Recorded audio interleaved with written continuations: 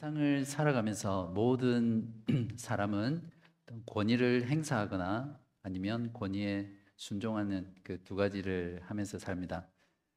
의사가 의료 행위를 할 수 있는 것은 어떤 상급 기관에서 권위를 주기 때문에 의사 행위를 할 수 있죠. 의사 면허가 없는 사람을 뭐라고 합니까?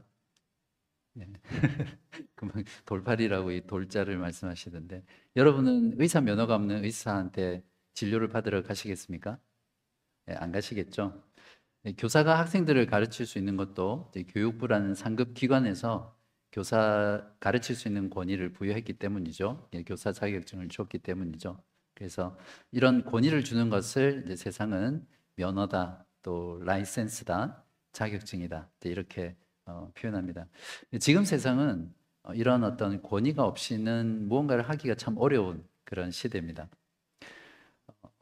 어떤 사람이 이제 어떤 행위를 할 때 그것을 할 수 있는 권위가 없을 때 사람들은 보통 신고를 하거나 그런 행위를 하지 못하도록 저지를 하죠.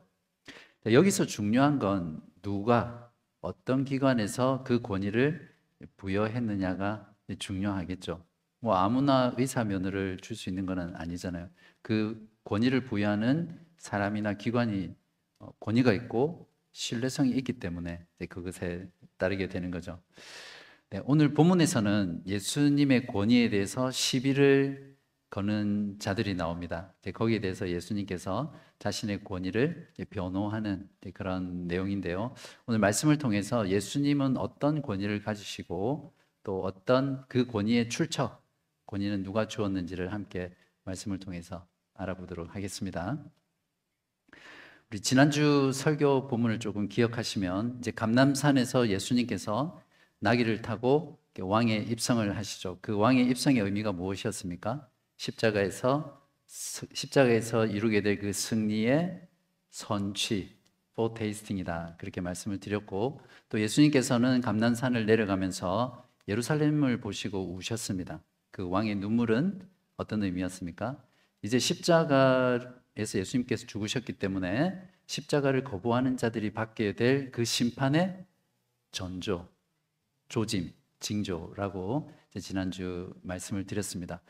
예수님의 그 위치를 보면요, 실제로 예루살렘에 들어간 게 아니라 아직도 예루살렘 바깥에서 계신다는 것을 알 수 있거든요. 자, 오늘 본문이 시작되는 부분은 그 다음 날입니다. 그 다음 날 월요일에 해당되고요. 그 실제로 예루살렘 성 안으로 들어가죠. 예수님께서 들어가셨던 그 예루살렘 성은 쉽게 말하면 이스라엘의 모든 삶의 중심지였죠. 그들의 종교, 정치, 경제 모든 것이 신정국가였기 때문에 물론 바벨론에 의해서 또 페르시아에서 나라를 빼앗겼지만 여전히 그 하나님이 다스리는 어떤 그런 나라였기 때문에 거기가 센터였습니다. 그런데 그곳에 대적들이 그곳을 장악하고 있었죠. 그래서 예수님께서는 하나님 나라를 다시 회복시키기 위해서 대적들이 자리를 잡고 있는 그 중앙 센터로 바로 돌진을 하십니다. 45절 46절인데요. 성전에 들어가사 장사하는 자들을 내쫓으시며 그들에게 이르시되 기록된 바 내 집은 기도하는 집이 되리라 하였거늘. 예수님은 성전에서 무엇을 하셨습니까? 장사하는 자들을 쫓아내셨습니다. 누가복음에서는 그냥 간단하게 장사하는 자를 쫓아내셨다고 기록되어 있는데요. 동일한 사건이 기록된 마태복음 21장 또 마가복음 11장에는 보시면 좀 더 구체적으로 아주 강렬하게 표현이 되어 있습니다. 예수님께서 비둘기 파는 자의 의자와 돈 바꾸는 자의 상을 그냥 엎으신 게 아니라 그냥 둘러 엎으셨어요. 그리고 굉장히 생각해 보면 과격하고 주님께서 엄청나게 분노했다는 것을 알 수가 있습니다. 성전이란 무엇입니까? 성전이란 하나님의 아들이신 예수 그리스도의 아버지의 집이죠. 그리고 자신의 집이기도 합니다. 그래서 12살 때부터 예수님은 자신의 아버지의 집에 있어야 된다라고 하면서 그 성전에 있기도 하셨잖아요. 그렇기 때문에 이 성전이라는 곳은 하나님이 죄인인 그 인간과 함께 만나는, 그래서 죄인들의 죄를 용서하고 하나님께서 다시 그들과 교제하는 임재의 장소였습니다. 예수님이 성전을 찾아오신 것은 굉장한 의미가 있는데요. 그들이 예배하는 대상, 그 하나님이 직접 그들 가운데 현현하신 겁니다. 그런데도 이 성전에 있던 자들은 하나님이 직접 자기에게 나타나신 그 메시아를 알아보지 못했던 거죠. 성전의 주인 되신 예수님이 자신의 성전에 들어와 보니까 정말 가관이었습니다. 하나님께 예배하는 그 장소가 완전히 그 장사치들로 가득 찬 시장이 되어 있었던 거죠. 그러니까 성전을 맡은 종교 지도자들이 그 성전을 깨끗하게 관리하고 성전의 예배를 지키고 또 제사를 올바르게 드려야 하는데 그 성전이 그냥 말 그대로 이제 시장 바닥이 되게 했던 거죠. 여기에 대한 좀 배경을 좀 설명을 드리면 6월절이 되면 로마라든지 그리스도인지 모든 흩어져 있는 이방 유대인들이 제사를 드리기 위해서 예루살렘 성전으로 옵니다. 그 제사를 드리기 위해서는 희생 제물을 가져와야 되거든요. 근데 그 희생 제물은 흠이 있으면 안 됩니다. 그러니까 먼 곳에 사는 그 순례자들이 소나 양이나 비둘기 이런 것들을 가지고 올 수가 없잖아요. 가지고 오는 동안 짐승을 가지고 오는 것도 힘들지만 오는 동안 그 짐승이 병이 날 수도 있고 다칠 수도 있고 흠 없는 상태로 보존할 수가 없습니다. 그래서 순례자들은 성전에서 파는 그 희생 짐승들을 거기에 와서 현지에서 조달을 했습니다. 근데 문제가 뭐냐면 그 당시에 현지에서 짐승을 산다고 하더라도 그 검사를 하잖아요. 이 짐승이 흠이 있는지 없는지 검사를 하는 사람들이 온갖 트집을 잡아서 좀 사투리로 빠꾸를 시키는 거예요. 그러니까 돌려보내는 거예요. 네, 그러다 보니까 이제 그 안나스라는 대제사장이 당시에 그 안나스의 가족이 운영하는 매점을 뒀어요. 그래서 이미 검수를 마친 그곳에서 사면 제사를 드릴 수 있는 겁니다. 여러분 아마 렌트 사시다가 부동산 다른 데 이사 갈 때 청소를 해줘야 되잖아요. 근데 여러분이 아무리 프로페셔널하게 청소해도 다 바꿉니다. 그러니까 부동산에서 계약이 돼 있는 거기에 사면 청소가 지저분해도 다 통과하잖아요. 이제 그런 것처럼 그 안나스의 가문이 운영했던 매점에서 그 희생 제물을 사면 문제가 없었던 거죠. 근데 그 희생 제물을 팔 때 폭리를 취해서 파는 거죠. 심지어는 여기 보면 비둘기를 판다는 것은 가난한 사람들, 소나 양을 드릴 수 없는 사람들이 비둘기로 제사를 드렸거든요. 심지어는 그 비둘기를 팔면서도 폭리를 취해서 부당한 이익을 남겼던 자들이 당시의 유대 종교 지도자들이었습니다. 또 여기 보면 돈을 바꾸는 자들의 상을 엎으셨다고 하셨는데 성전에서 성전세를 낼 때는 반드시 반세겔이라는 유대 화폐로 드려야 됐습니다. 근데 흩어져 있는 유대인들이니까 주로 로마 돈이겠죠. 드라크마나 또 달란트 같은 돈으로 가져오게 되는데 그 돈을 성전세를 낼 수 없습니다. 그래서 유대 화폐로 바꾸는데요. 그때 환율을 계산할 때 굉장히 높은 환율을 부과합니다. 이걸 전문 용어로 환칙이라고 하죠. 그죠? 네. 이제 그렇게 해서 온갖 방법을 동원해서 그 하나님을 예배하는 그 거룩한 장소, 하나님을 만나는 그 거룩한 성전을 자신들의 경제적인 이익, 또 가난한 자들을 착취하고 그들을 통해서 부당한 이익을 취하는 그런 행태가 예수님이 들어온 그 성전에서 일어났던 겁니다. 그래서 예수님은 이러한 성전의 모습을 보고 예레미야서 7장 11절을 인용해서 강도의 소굴로 만들었도다 이렇게 책망했습니다. 여기 보면 내 집은 기도하는 집이 되리라 하는 말씀은 이사야서 56장 7절을 인용하시면서 말씀하신 건데요. 내가 곧 그들을 나의 성산, 그러니까 예루살렘을 말하겠죠. 성산으로 인도하여 기도하는 내 집에서 그들을 기쁘게 할 것이며 그들의 번제와 희생을 나의 제단에서 기꺼이 받게 되리니 이는 내 집은 만민이 기도하는 집이라 일컬음이 될 것임이라. 이사야 선지자는 여기서 누가와는 다르게 만민이 기도하는 집이다 이렇게 표현되어 있습니다. 이것은 무엇을 말하냐면 장차 예수 그리스도의 그 십자가의 사역을 통해서 성전되신 예수 그리스도 그분 안에서 모든 열방 이방인들이 하나님께 예배하는 것이 될 것이다 라는 것을 이사야 선지자가 700년 전에 예언했던 내용들입니다. 하나님을 두려워하지 않고 또 하나님을 믿지 않았던 자들, 종교 지도자들임에도 불구하고 그들은 하나님을 두려워하지 않았고 또 하나님을 믿지도 않았거든요. 그래서 하나님께 예배하는 장소를 자기들의 이익을 추구하는 그러한 강도의 소굴로 이제 만들었습니다. 그래서 예수님께서 지금 여기서 하신 것은 예배를 회복하고 교회를 회복하신 겁니다. 말 그대로 예배의 개혁을 단행하신 거죠. 예배를 방해하는 모든 요소들을 쫓아내시고 하나님께 온전한 예배를 드릴 수 있도록 그 예배를 이제 회복한 사건입니다. 만약 예수님께서 지금 오늘날 현대 교회를 방문하신다면, 아니면 지금 예수님께서 우리 예배 가운데 오신다면 예수님 어떻게 하시겠습니까? 네, 교회는 하나님을 예배하는 곳입니다. 교회를 어떤 개인의 비즈니스의 목적이나 비즈니스가 아니더라도 자기의 어떤 종교적인 열심을 채우기 위해서, 아니면 어떤 이유가 되었든 하나님을 예배하고 또 하나님의 말씀을 증거하는 그런 목적이 아니라 다른 목적으로 교회를 다니는 것은 오늘 본문에 예수님이 보여주셨던 것처럼 예수님께 쫓김을 당할 대상 넘버원이 될 것입니다.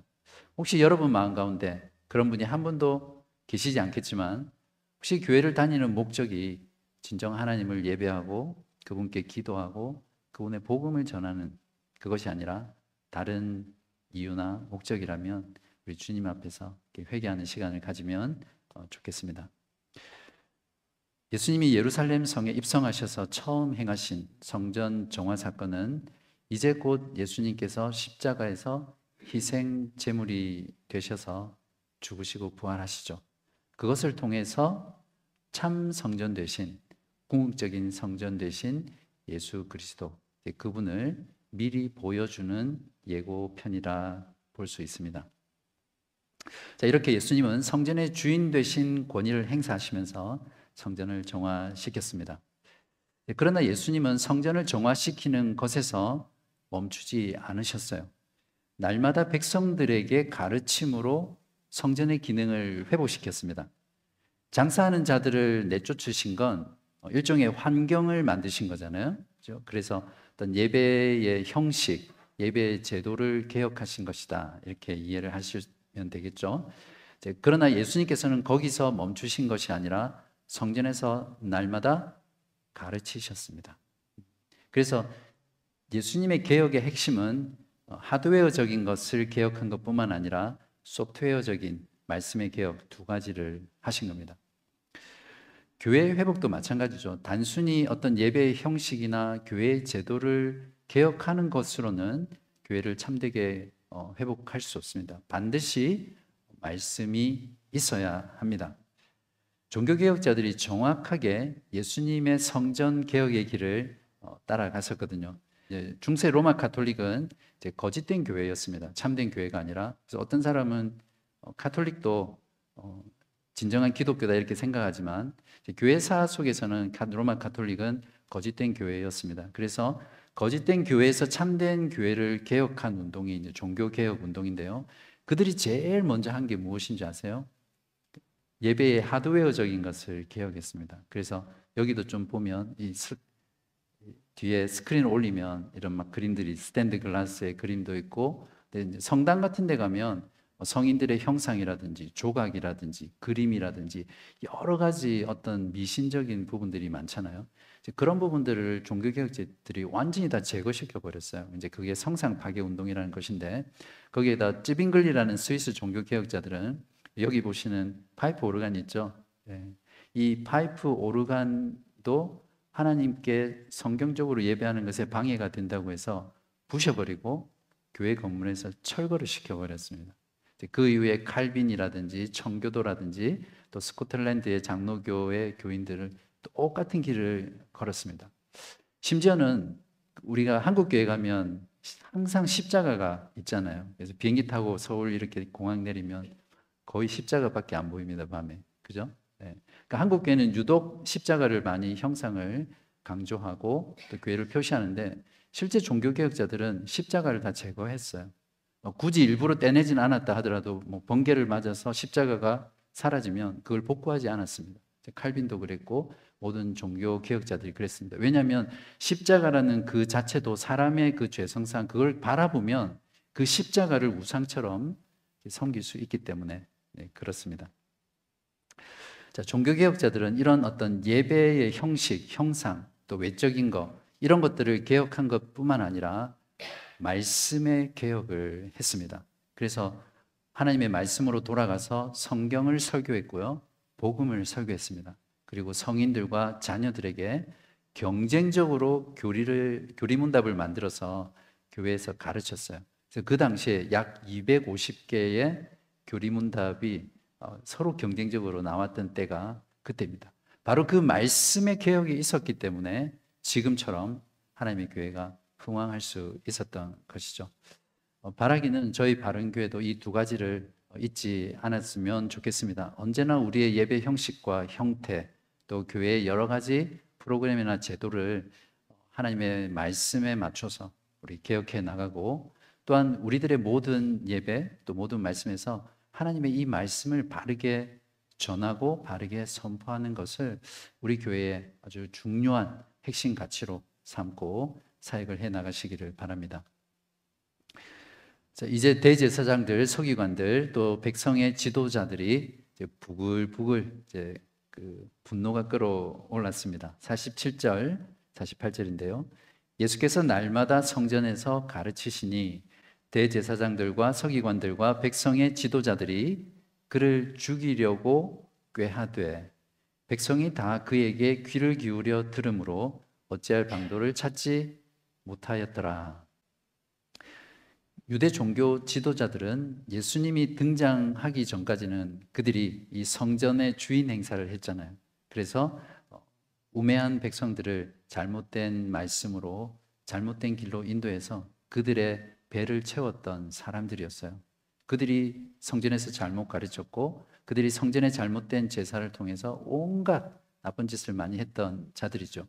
그런 자신들의 기득권, 자기들의 그 권위의 위협을 받으니까 이 자들은 견딜 수가 없는 거예요. 그리고 자기들의 기득권을 지키기 위해서 지금 예수님을 드디어 이제 죽이려고 살인 모의를 합니다. 바로 이때부터 결국에는 예수님께서 나중에 십자가에 이들의 손에 이제 죽게 되죠.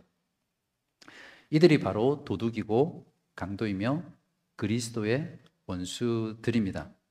유대 종교 지도자들은 예수를 이제 죽이려고 혈안이 되어 있었지만 아직 하나님의 때가 아니기 때문에 예수님이 아직은 잡혀가지 않습니다.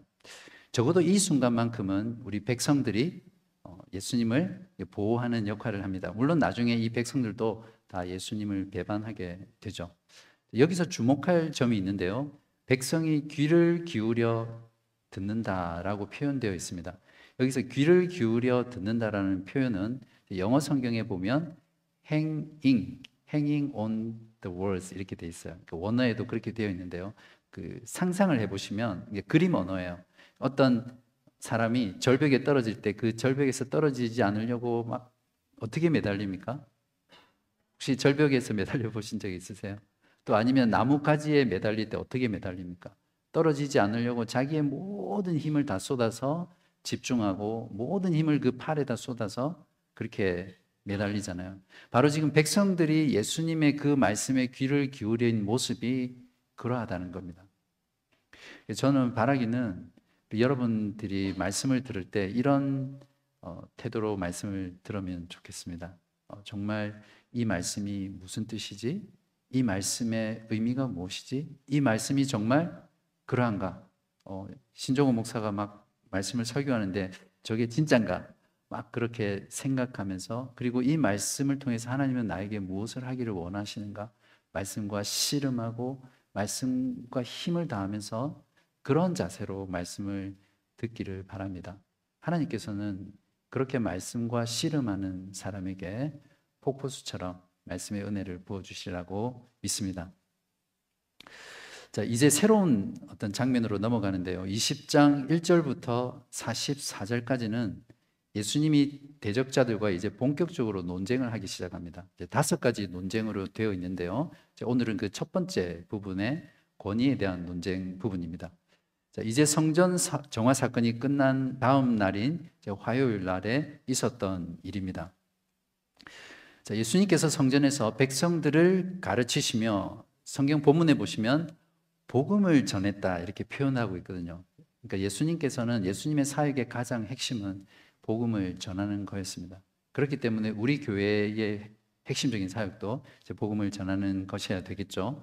자, 이때 대제사장들, 서기관들, 장로들이 패거리로 예수님께 몰려옵니다. 자, 바로 이들이 누구였습니까? 예수님께서 여러 번 십자가의 그 순환의 예고를 하시죠. 그 예고에 나왔던 자들입니다. 9장 22절에 이르시되 인자가 많은 고난을 받고 장로들과 대제사장들과 서기관들에게 버림받아 죽임을 당하고 제3일에 살아나야 하리라 하시고, 그러니까 예수님께서는 자신의 그 삶, 앞으로의 운명을 이미 다 아시고 그 길을 걸어가고 있는 길이었습니다. 이제 그 가운데 이들이 이제 대적자의 역할을 한 거죠. 자, 이 세 그룹은 산헤드린 공회를 구성하는 주요 멤버들이었습니다. 그러니까 당시 유대 교회 최고의 권위자들입니다. 하늘을 찌르는 권위자들이었죠. 그래서 저는 이들을 줄여서 앞으로 예수님의 대적 3인방 그렇게 부르도록 하겠습니다. 이 3인방이 예수님의 권위에 시비를 거는 겁니다. 자기들만 할 수 있는 권위를 자기들이 허락한 적도 없는데 예수라는 자가 와서 성전을 막 다 뒤집어 놓고 또 그 성전에서 자기 백성들을 막 가르치는 거예요. 그리고 백성들은 그 예수님의 말에 귀를 기울이고 얼마나 분노하고 얼마나 화가 났겠습니까? 그래서 네가 무슨 권위로 지금 이 일을 하느냐라고 이제 시비를 거는 거죠. 2절인데요. 당신이 무슨 권위로 이런 일을 하는지 이 권위를 준 이가 누구인지 우리에게 말하라. 이들의 시비는 두 가지입니다. 예수님께서 어떤 종류의 권위로 그렇게 하는지 또 그 권위를 준 자, 즉 권위의 출처가 어디인지를 묻는 겁니다. 왜냐하면 자기들이 준 적이 없거든요. 당시에 유대교에 관한 일은 반드시 산헤드린 공회가 결정하고 그들의 허락을 받아야 됩니다. 그리고 사람들을 가르치기 위해서 랍비가 되려면 최소한 3명의 랍비에게 인준을 받고 안수를 받아야만 랍비가 될 수 있거든요. 근데 예수님은 그 어떤 것도 하지 않았잖아요. 그래서 그들의 입장에서는 이렇게 하는 것이 당연하죠. 이에 대해서 예수님은 직접적으로 답하지 않으시고 오히려 그들을 궁지로 몰아넣습니다. 3절 4절인데요. 나도 한 말을 너희에게 물으리니 내게 말하라. 요한의 세례가 하늘로부터냐 사람으로부터냐? 여러분이 한번 답해 보십시오. 요한의 세례가 하늘로부터입니까? 사람으로부터입니까? 잘 모르겠습니까? 네. 예수님께서 3인방의 질문에 대답하지 않고 오히려 되묻는 이유가 무엇입니까? 세례 요한의 출처에 대해서 물으시면서 그들이 예수의 권위를 논하기 전에 먼저 세례 요한의 권위를 논해야 하거든요. 왜냐하면 세례 요한이 무엇을 했습니까? 예수님의 오심을 예비했고 그분을 하나님의 아들 메시아로 증거를 했거든요. 그러니까 세례 요한이 증거한 그 예수님의 권위를 따지려면 이 세례 요한의 권위를 먼저 따져야 하는 거죠. 그래서 세례 요한의 권위와 또 예수님의 권위는 이렇게 연결되어 있습니다. 자, 이들은 예수님의 질문에 완전히 허를 찔렸습니다. 그래서 대답을 하지 못하다가 자기들끼리 이제 말을 맞추기 위해서 이제 궁리를 합니다. 5절인데요. 그들이 서로 의논하여 이르되 만일 하늘로부터라 하면 어찌하여 그를 믿지 아니하였느냐 할 것이요. 자, 이들은 요한의 세례가 하늘로부터 왔다라고 결코 절대 대답할 수 없겠죠. 요한의 세례가 하늘로부터 왔다는 것을 인정하는 순간 그들은 세례 요한을 믿어야 됩니다. 그리고 그가 증거한 메시지를 믿어야 되죠. 그리고 그에게 세례를 받아야 합니다. 그런데 만약에 요한의 세례가 하늘로부터 왔다 하는 순간은 세례 요한을 믿어야 되고 세례 요한을 믿는다라는 말은 무엇입니까? 예수가 그리스도 메시아라는 것을 믿어야 되는 거죠. 결국 예수님의 권위를 하늘로부터 온 것이라고 인정하게 되는 겁니다. 그래서 이들은 이 대답을 할 수가 없습니다. 예수님이 주신 선택지 1번은 이제 아웃. 자, 이제 하나 남았죠. 6절에 보시면 만일 사람으로부터라 하면 백성이 요한을 선지자로 인정하니 그들이 다 우리를 돌로 칠 것이라 하고, 자, 그렇다고 요한의 세례가 사람으로부터 났다 이렇게 대답을 하게 되면 그 당시 사람들은 세례 요한의 그 세례가 하늘로부터 왔다고 인정을 했거든요. 그러니까 세례 요한은 하나님이 보내신 선지자라고 모든 백성들이 다 인정을 했습니다. 근데 그것을 부정하는 거니까 이제 그 당시에는 이제 신성을 모독하거나 이제 그런 경우에는 돌로 쳤거든요. 그죠? 그래서 돌에 맞을 수 있기 때문에 이 두 번째 대답도 그들은 답할 수 없는 겁니다. 이 두 번째 대답도 아웃. 그러면 남아있는 게 뭐죠? 네, 예수님의 이 촌철살인 같은 질문은 대적 3인방을 완전히 그냥 막다른 곳으로 몰아 넣었습니다.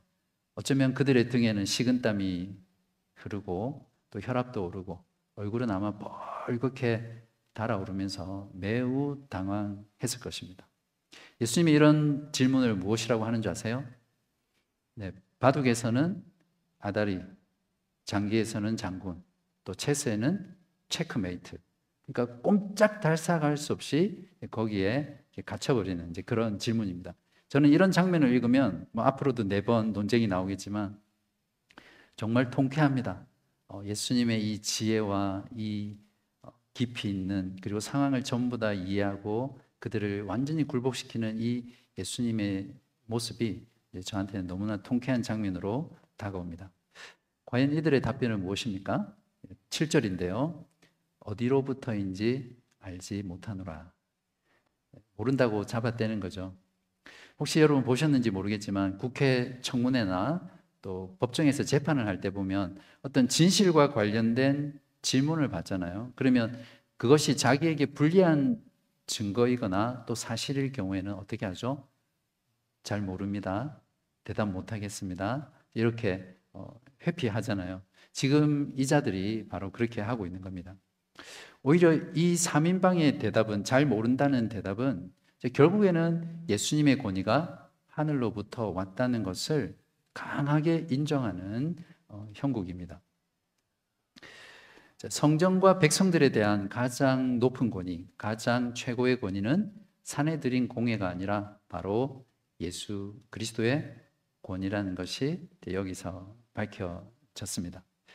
예수님은 굳이 대적 3인방에게 자신의 권위의 종류와 출처를 말씀하실 필요가 없는 거죠. 예수님의 권위도 인정하지 않는 자들에게 굳이 나의 권위가 하늘로부터 왔다 말할 필요가 없는 겁니다. 그래서 8절에 나도 무슨 권위로 이런 일을 하는지 너희에게 이르지 아니하리라 하시니라. 이렇게 해서 예수님과 권위 논쟁을 했던 대적 3인방은 완전한 패배로 끝이 났습니다. 그리고 예수님의 승리로 예수님의 권위는 하늘로부터 왔다라는 것이 입증되었습니다. 이처럼 예수님의 권위는 하늘로부터 온 권위이기 때문에 이 세상의 모든 권위보다 가장 높은 권위이고요. 최종적인 권위입니다. 그래서 저와 여러분은 바로 이 예수님의 권위에 언제나 복종하면서 살아야 되는 그런 존재입니다. 사실 오늘날 이 복종이라는 단어가 굉장히 거부감을 주는 단어이죠. 그러나 우리가 복종하는 대상이 누구냐에 따라서 그 복종은 즐거운 것이 될 수 있고 기쁜 것이 될 수 있죠. 그러나 그 복종하는 대상이 내가 싫어하고 내가 힘들어하고 어려워하는 사람이라면 그것만큼 고통스럽고 또 수치스러운 일이 없겠죠. 아무튼 우리는 그리스도의 하나님의 자녀이기 때문에 예수 그리스도의 권위에 복종한다는 것은 우리에게 큰 기쁨이라고 생각합니다. 자, 그러면 우리는 하늘로부터 온 이 가장 높고 또 최종적인 권위를 가지신 예수님께 실제로 우리의 삶 가운데 구체적으로 어떻게 반응해야 합니까? 어떻게 하는 것이 예수의 권위에 복종하는 겁니까? 두 가지인데요. 이제 첫 번째는 예수 그리스도가 나의 모든 삶의 주인이 되신 분이라는 것을 인정하는 겁니다. 예수 그리스도는 나를 죄에서 구원해 주시기 위해서 나를 위해 죽으시고 또 부활하셨습니다. 그래서 예수 그리스도가 바로 나의 주와 그리스도가 되신 분이시죠. 이제 더 이상 내 자신의 소유조차 내가 아니라 예수 그리스도가 나의 주인입니다. 예수 그리스도가 저와 여러분을 소유하신 주인이십니다. 엄밀히 따지면 이것이 얼마나 행복한 일입니까? 하늘과 땅의 모든 권세를 가지신 그분이 나의 주인이라는 것이 얼마나 영광되고 얼마나 복된 일인지 모릅니다. 그러므로 나의 생각, 나의 마음, 나의 감정조차도 그리스도의 주되심에 복종하며 사는 것이 예수의 권위에 복종하며 사는 것입니다. 두 번째는 예수 그리스도가 교회의 주가 되신다는 건데요. 예수 그리스도께서는 자기 피로 값주고 교회를 사셨습니다. 교회는 그렇기 때문에 그리스도의 소유된 백성들입니다. 그러므로 교회의 주인은 결코 사람이나 목사나 또 성도 각자가 결코 아닙니다. 오늘날 교회에서 일어나는 모든 분쟁들, 교회에서 참 많이 싸우잖아요. 그죠?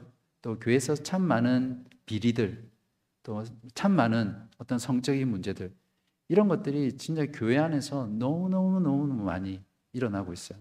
그런 모든 교회의 잘못된 모습들은 결국 예수 그리스도가 교회의 주인이라는 걸 인정하지 않기 때문입니다. 그분의 권위에 복종하지 않기 때문에 그런 일들이 일어나는 거죠. 정말 진정으로 교회의 주인은 목사나 리더나 교인이 아니라 예수 그리스도 그분이 교회의 참된 주인이시다. 교회의 머리시다. 그것을 고백하고 따라간다면 지금의 교회는 세상 가운데 참 아름답고 존귀하고 빛과 소금이 되는 그런 교회가 될 거라고 확신합니다. 저희 바른교회도 지금 너무너무 그리스도의 주되심에 순종하면서 복종하면서 잘 오고 계신데 앞으로도 저희 교회가 교회의 주인은 누구라고요? 주님이라는 것을 잊지 말고 항상 어떤 문제나 갈등이나 또 그런 것들이 있을 때 교회의 주인은 주이시다. 주님의 권세에 복종해야 한다. 그것을 염두에 둔다면 저희 교회가 올바른 길로 잘 갈 수 있으리라고 확신합니다. 사랑하는 여러분, 예수님의 권위는 하늘로부터 온 권위입니다. 예수 그리스도는 십자가에서 우리를 위해서 자기 살을 찢기시고 그 보배로운 피를 흘리셨습니다. 그것을 통해서 우리의 모든 더러운 죄를 깨끗하게 씻어주셨고 정화시켜주셨고 또 거룩하게 만드신 분입니다. 그래서 교회인 저와 여러분은 하나님의 거룩한 성령이 거하시는 하나님의 성전이 되었습니다. 또한 거룩하고 흠없고 점없는 그리스도의 신부인 교회가 되었습니다. 다시 살아나신 예수 그리스도는 이제 만왕의 왕, 만유의 주가 되신 분이십니다. 바로 그분의 권위가 하늘로부터 나온 것입니다. 예수 그리스도는 지금도 하늘로부터 온 그 권위로 우리 교회에서 예배의 주인이시며 예배를 만민이 기도하는 집, 모든 사람이 와서 하나님을 만나고 하나님을 예배하는 곳으로 만들어 가고 계십니다. 그리고 지금도 우리 교회를 통해서 예수님은 가르치시고 복음을 전파하고 계십니다. 우리가 그 예수님의 말씀에 귀 기울일 때 예수님의 권위에 온전히 복종하는 것입니다. 예수의 권위에 복종하며 산다는 것은 무엇을 말할까요? 그냥 보이지 않는 예수님, 지금은 하나님 우편에 앉아 계셔서 우리를 다스리는 그분의 권위에 복종한다는 것이 무엇입니까? 결국에는 그리스도의 말씀에 권위에 복종한다는 것입니다. 즉 하나님의 말씀에 최고 권위, 최종 권위를 두는 것입니다. 무엇인가 결정하고 무엇인가 선택할 때 뭔가 충돌이 되고 고민이 된다면 하나님의 말씀이 말씀하는 것에 순종하는 것입니다. 말씀이 말씀하는 데까지만 가고 말씀이 멈추는 곳에 멈추는 것입니다. 때로는 나의 생각과 또 나의 마음과 하나님의 말씀이 충돌될 때가 있어요. 때로는 나의 상황과 나의 환경이 하나님의 말씀과 다를 때가 있습니다. 그럴지라도 하나님의 말씀에 최종 권위를 두고 그 말씀에 순종하는 것이 예수 그리스도의 권위에 복종하는 것입니다. 결국에는 예수 그리스도의 권위, 하나님의 말씀에 순종하며 사는 것이 가장 행복한 길이고요, 가장 안전한 길이며 가장 하나님께서 기뻐하시는 길입니다. 바라기는 오직 성경만이, 오직 하나님의 말씀만이 여러분의 마음, 여러분의 생각, 여러분의 말, 여러분의 행동, 심지어는 여러분의 꿈과 소망과 비전까지도 결정하시기를 바랍니다. 하나님의 말씀만이, 또 오직 성경만이 우리 교회의 모든 사역, 모든 방향, 모든 것을 결정하게 하는 그런 삶을 살아가기를 바랍니다. 이렇게 살아가는 것이 하나님으로부터 온, 하늘로부터 온 권위를 가지신 예수 그리스도의 권위에 복종하는 복되고 또 하나님께 영광이 되는 삶이라고 확신합니다.